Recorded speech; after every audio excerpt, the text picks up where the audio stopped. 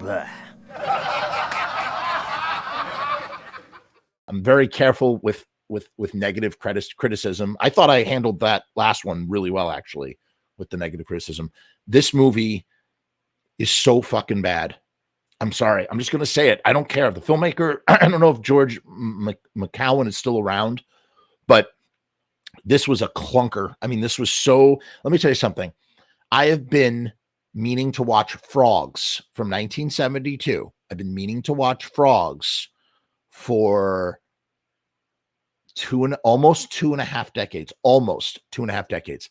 I have seen this title since I can remember in my horror section, and I just, right, yeah, this is an American International Picture. So it was put out by Roger Corman, which makes a lot of sense. This might be the lowest rated movie I have ever reviewed on the YouTube channel. I gave this a 0.5 star out of 5 stars. And it's because the poster art is just such a giant, like F you. It's just such a screw you. And I'm so deeply upset. I'm amazed by all the higher ratings that my peers have given this film. I just do not understand it. Frogs from 1972. Jason Crockett is an aging, grumpy, physically disabled millionaire who invites his family to his island estate for his birthday celebration.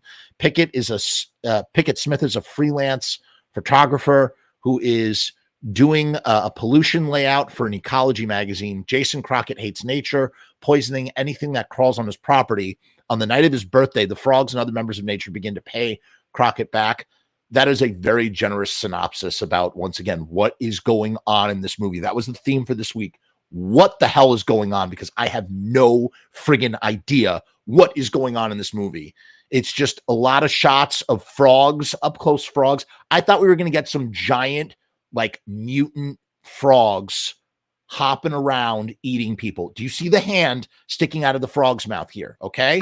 That's what I was expecting from frogs. And I got no such giant frog eating people. And I'm deeply upset about it. It was such a slog. It was so hard to get through. I almost turned it off and I was like, nope, it's a watch. I gotta keep going. And I forced myself to watch this just atrocious friggin' movie. It just was really bad. It was really friggin' boring. And it's not just, they call it frogs, but there's also spiders. There's snakes. There's all sorts of, and it seems to be limited to reptiles and insects that are doing the revenge. Where are all the birds? Where are all the rodents? Where, nature is not just frogs. Okay. It's just a bunch of shots of frogs. Oh, there was an alligator. There was an alligator briefly, but it's like, oh, we can't have too much alligator, because then if we have too much alligator, then we have to call this movie Alligator. And there's already a movie called Alligator, and it's friggin' awesome. And the reality is, you should go and watch Alligator with Robert Forster from 1980 instead of this movie. Do not waste your time, bother yourself with this. Poster art is so deceptive. It's like, hey, it just goes to show you that you can really, like, I thought, oh, at some point there's going to be a giant frog, because how could you have it on the poster, right? It just goes to show that you can just get away with anything with movie posters. Imagine if you could sue based on false advertising from a movie poster. Think about all the carefully crafted movie posters we would get after that, because people would be afraid of getting sued for false advertising.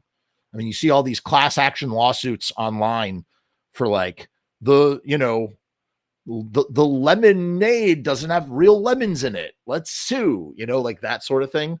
This shredded wheat doesn't have that much wheat in it. Let's sue, like that sort of, this has too much sugar. Like this movie has no giant frogs eating people, it just, makes me frustrated.